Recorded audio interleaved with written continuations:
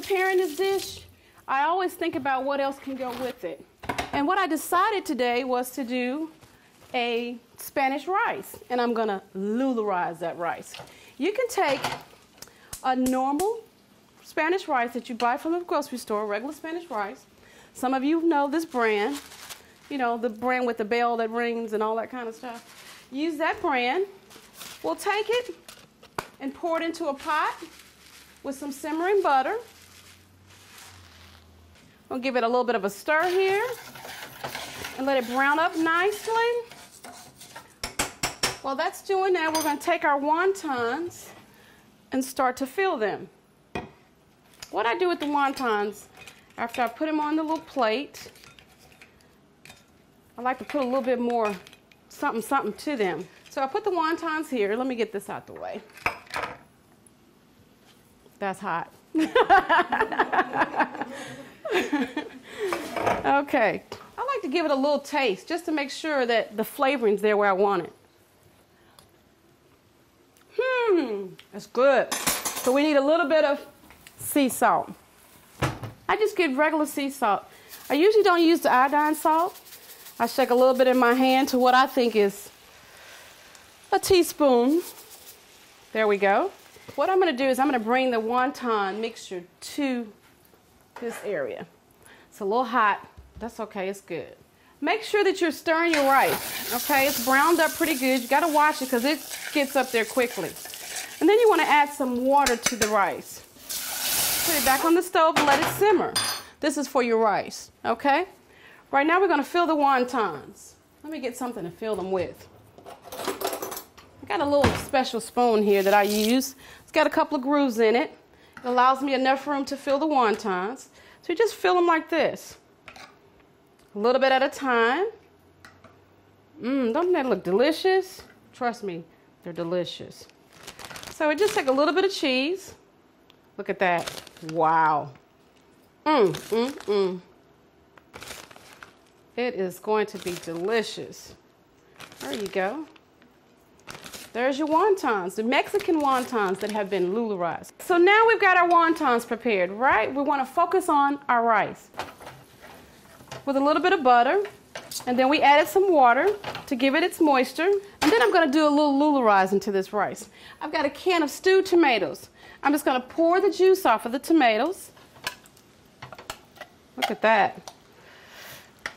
Don't need very much, depending on how much rice you're making. You can do a half a can. Give it time to simmer. It's kind of my version of a Mexican rice. Okay. What I've also done is I've actually taken just regular frozen mixed vegetables, sauteed them up a little bit with some water and butter, and add them to the rice. Okay? Just a little bit. Okay?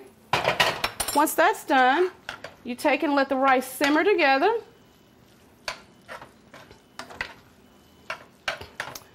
And then you're ready for your rice. And now we want to plate up our rice and wontons. The one thing I like about when you're having guests over is to have different types of plates to choose from.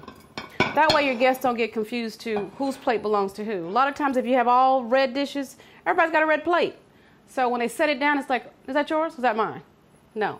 If you use different colors, you don't have that problem. So we're going to plate up the wontons here. Just going to give 2 per person. There we go.